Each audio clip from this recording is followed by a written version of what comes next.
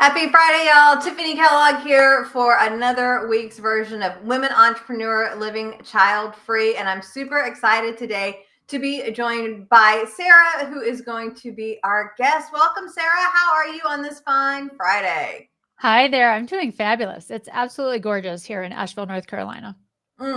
I love Asheville. We get up there whenever we can. What's one of your favorite things about Asheville, North Carolina? Oh, well, I do love the weather. Like I've really been studying it over the last couple of years that we've been here, and it's really well proportioned where you can enjoy each part of the year, which having lived in Florida myself for at least 20 years, that was like not an experience. So I'll go with that for now. Nice. Well, we're super excited to have you in our Women Entrepreneurs Living a Child-Free conversations that we have. And I'm curious, what attracted you to the thought or the idea of hanging out with other women entrepreneurs that are living child-free?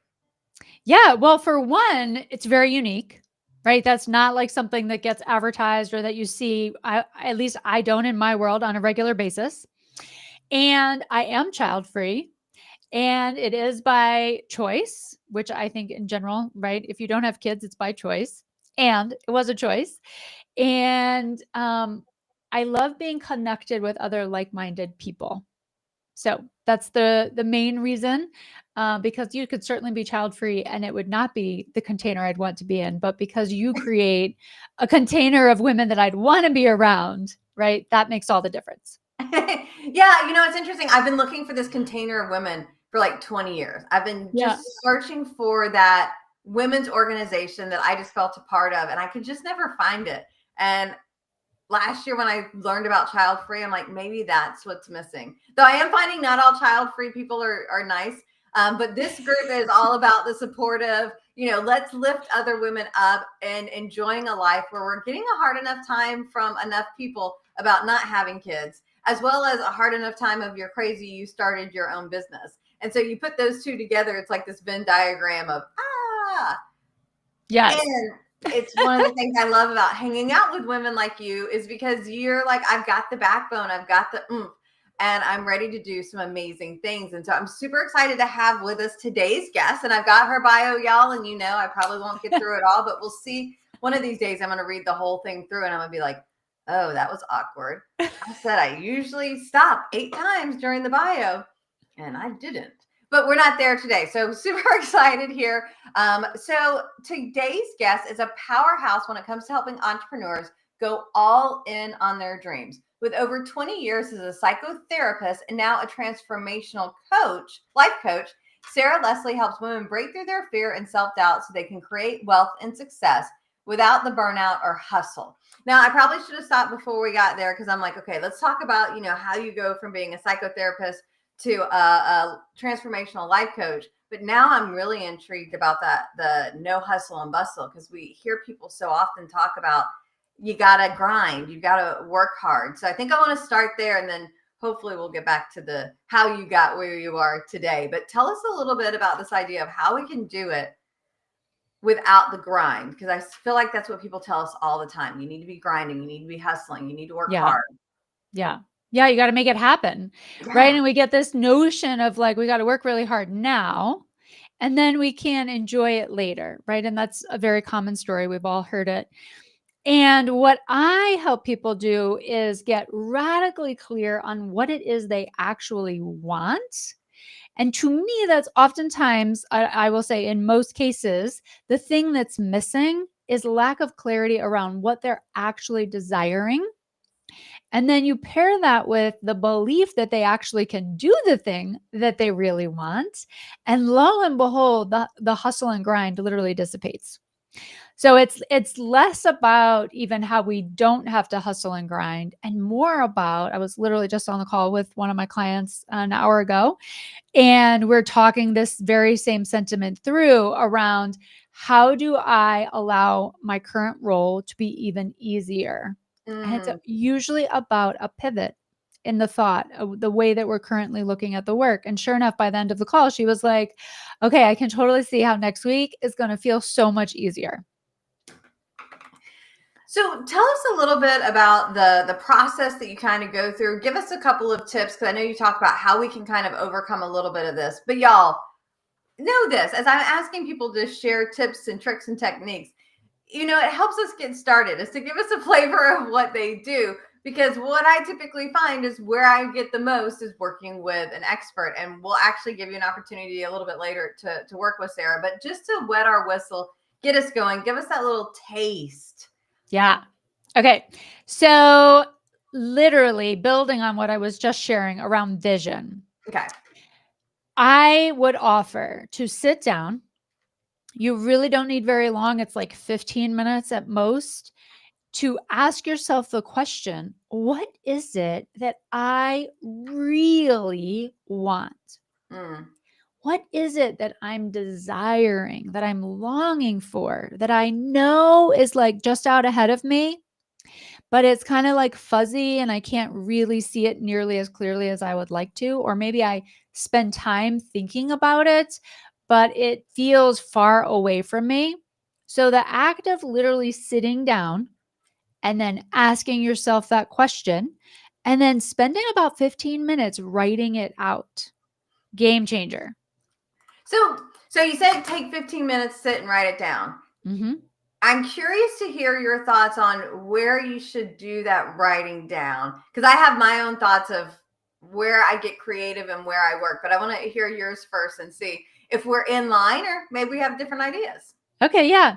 I mean, I think the most important things would be that you're in a space where you feel really comfortable, where you feel really safe, and preferably where there's very few distractions, and or you do what you need to do to not have distractions. And then even before the like official sitting down, if we will, to really allow yourself to do something beforehand that loosens you up and gets the creative juices flowing, so that you're in the mind space of, ooh, I can have this vision, this thing that I've been longing for. It can happen.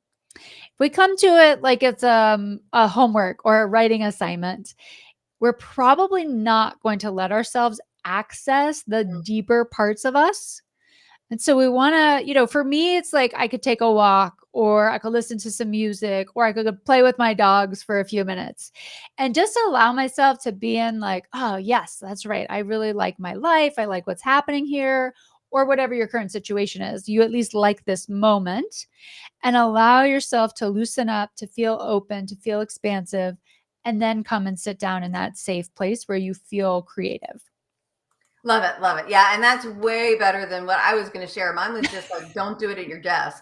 Um, so yeah, you got way more, and I love the idea, because I don't know that I would always think of, okay, let me get in that right mindset. It's like, let me sit down and do this task. But it's like, Yeah, for me, I love to meditate or do some PQ reps. So that sounds like something I might do before perfect. our little puppy play party. Yes, Yeah, I find my dogs are a really great way sometimes, and they'll tell me if I've been on my phone too much, or yes. if I need to. I mean, both of them. Harper like comes and puts her foot up, and I can never take a picture of it because I'm on my phone. She's telling me to get off, so I need, I guess, my husband one day. But like, she'll put her paw on. He'll like look his head over and be like, So "You need to cute. look too." Yeah, but to me, like, I can't ever do it at my desk. It's interesting because Yeah. I have my desk set up here, and I actually was talking to somebody the other day, and they're like, I have a small desk, so I don't have too much other stuff to do, and I'm like, oh, I wonder if that's why I have a pretty small desk compared to some people's setup. But I'm like, I don't want all the distractions. It's really, here's where I'm at when I'm doing Zoom. I Mm. don't find myself being creative in this spot. Now I Hmm. have a laptop, so I've got other places that I go, but it's rarely my desk. This is a creative space. Yeah, it's an interesting thing that you're bringing up, because we traveled, my husband and I, in the first few years we got married, we traveled around in a camper van. Oh, And so we had a lot of movement. And whether we were staying in the van or we were staying at some place, at an Airbnb, I was consistently making an office, mm. continuously making an office for myself. And so there's that same sort of feeling of like, okay, this is a small space. I'm fitting in here. And it didn't feel super creative. It didn't feel super expansive and like excite me.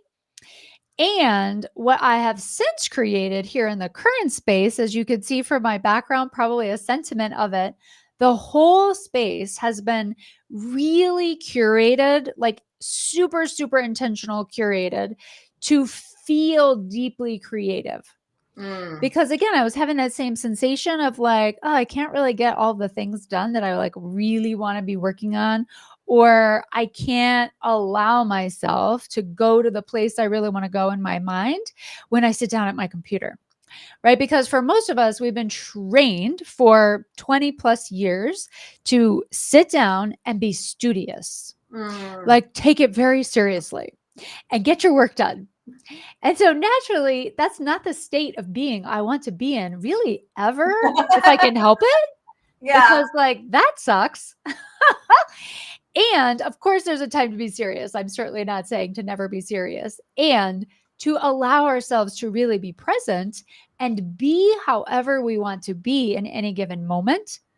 And so for myself, I went through like a branding course that was really more about helping yourself in every facet externally to get lined up with the you that you're desiring to be right now. So for me, that was about actually, I was working on a laptop for quite some time. And now I have like this huge monitor on my desk.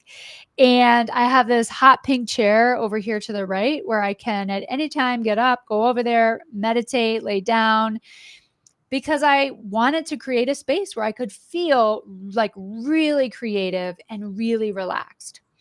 So I know not everybody can do that, and everybody's at a different part in their journey. And I say that just to say, like, I went many years where I didn't have a space that allowed me to feel that way. And I also had those spaces out in my regular house. This is like really the first time in my remembering that I have deeply curated the entire house to feel so warm and safe and comfortable. And I didn't even know what I was missing out on, right? Because it's not like I didn't put time and effort into my previous spaces over the years. It's just that this version of me prioritizes how I feel inside of every space I go in. You know, I'm sitting here reflecting because I've got my safe space. So I'm going to show y'all, and some of you that if you follow me on Facebook, I did an MTV Cribs live like 3 weeks ago where I showed off my office. But so this is my office. So there's the door into my office, which my dogs were barking. I've got some plants going on. There's my TARDIS because that's how big of a nerd I am. My husband made it for me for Christmas one year. And then here's my big comfy chair. I do a lot of work. That's my mini sword wall. There's the stand-up desk. I stand up sometimes in front of the TARDIS. But it's kind of like, here's my workspace. And so, yeah, I want to curate, like, and this is my Zoom corner. So I don't have to worry about if the office is a mess, which if y'all can see, the office really isn't a mess because I don't like messy stuff. I just like the calm of it. Though I'm laughing as we're talking about this, and I'm working on curating the rest of my house because we've been doing a remodel, and so we're getting to that decorating stage. But how many people out there are like, well, yes, of course you and Sarah can do that because you don't have kids. Oh, yeah, that's probably true. I hadn't even thought of that. Yeah, people are like, well, of course you have room for your own office. You know, how many kids do you have? And I'm like, none. Yeah. And I laugh because I remember when I bought this house, my dad was, because I was 23 when I bought this house. And my dad, I've been here in Florida for 20 years in the same house. I'm kind of a creature of habit, though I like to travel more, but I like this to be the home base. But my dad was like, do you really need that big of a house? Because it's about 2,000 square feet, 4 bedrooms. Yes. And I'm like, at the time I did because of, I'm like, I'm doing this and I'm doing this. And now I'm like, it's brilliant because there's so much space to spread out and make those spaces. And so for some of us, we have the house and the space. For those of you that are watching that are like, but my kids have all the space. Maybe it's leaving the house to be creative. And that can be if you have kids or not. Getting outside sometimes, go to the dog park, even if you don't have kids. I mean, even if you don't have dogs.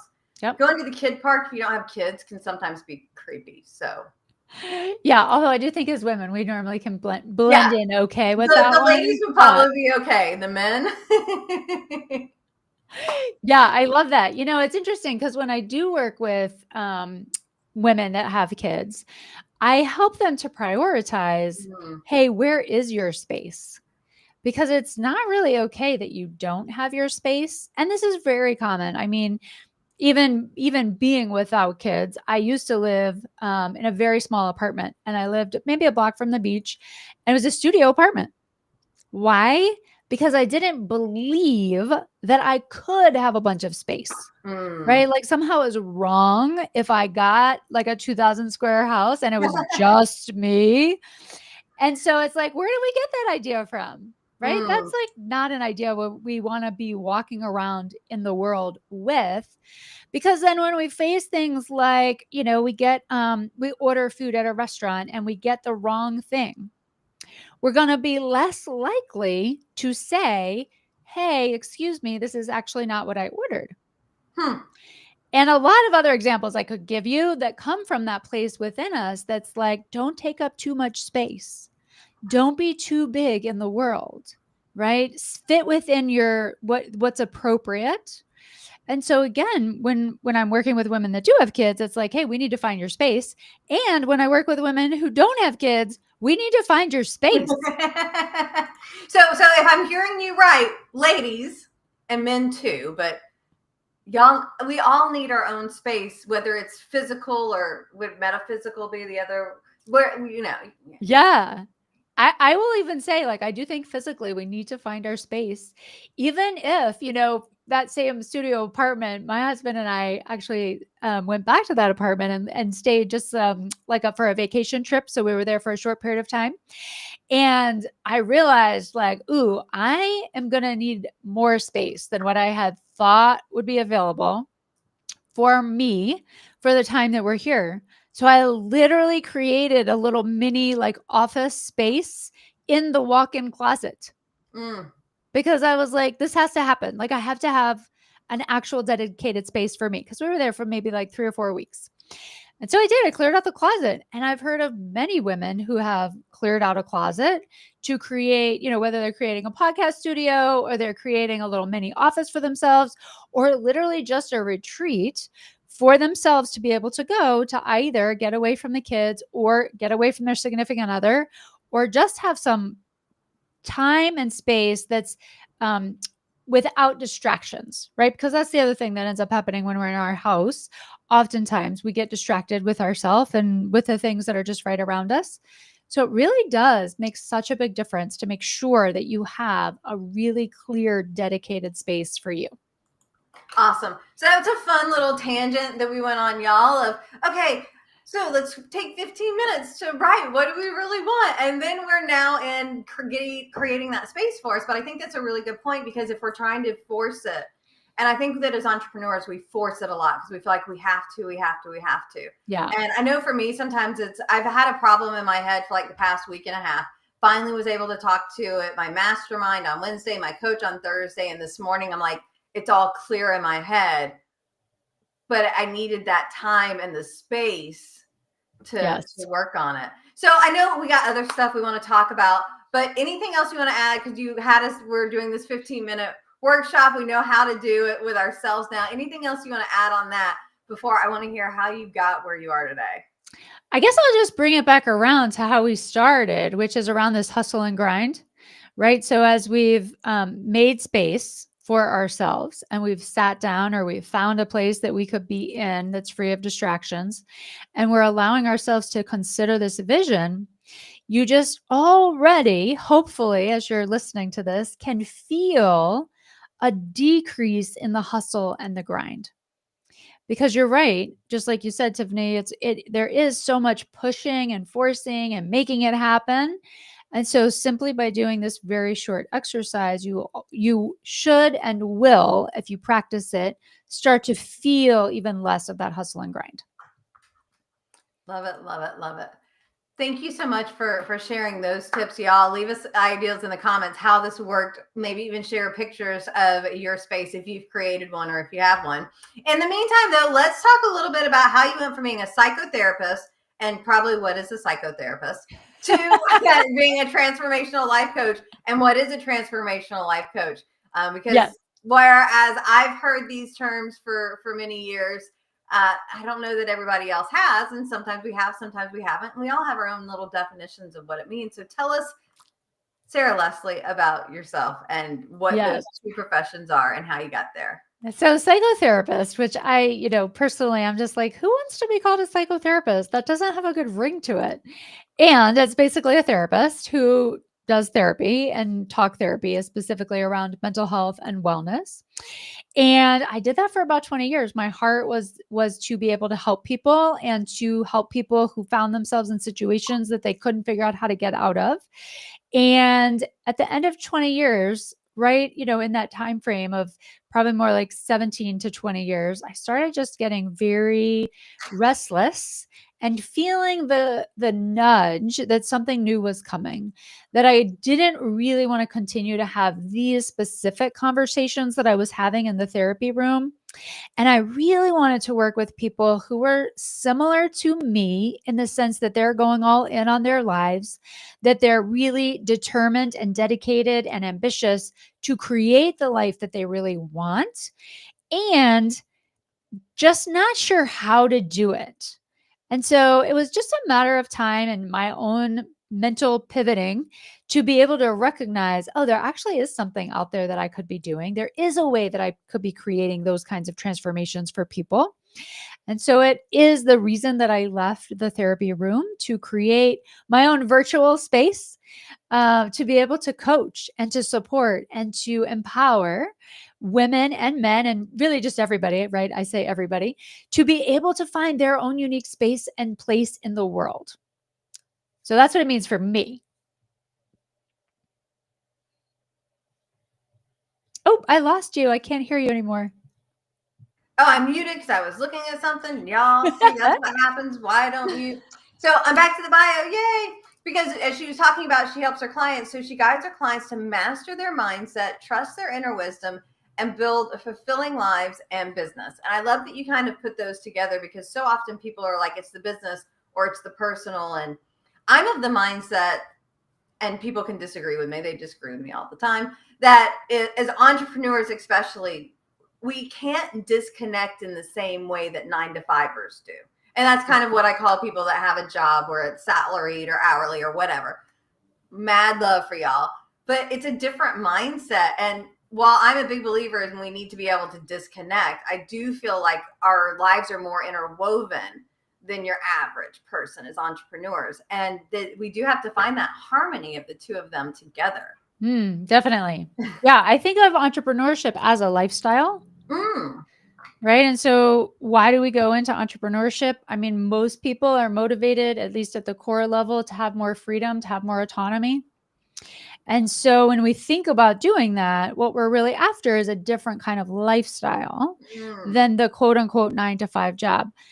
And that said, I will say for myself, and just the type of person that I have been for so long, I never felt like I was really able to separate work from my off time.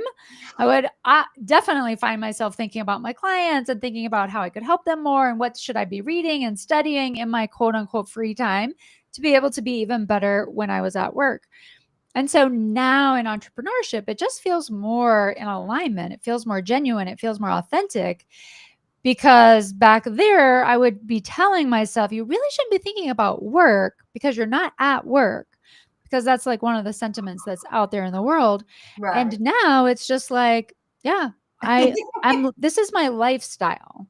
So sometimes I'm thinking about this, and sometimes I'm thinking about that. And this afternoon, I'm going to be thinking about this other thing, versus trying to really compartmentalize, because as humans, I just don't believe we're designed for that, personally. No, I'm with you. Yes, everything kind of ebbs and flows, and to try and this doesn't work. Pull it all together. I'm all about the fun, so I'm like, yeah, let's bring fun into all of the things that we do. And speaking of fun, so Sarah loves traveling, deep conversations, and dancing whenever possible. Now, did your love of traveling have anything to do with the traveling that you did when you were younger? Can you tell us a little about that? Yes, I definitely feel like travel is just, it became a part of my experience very early on.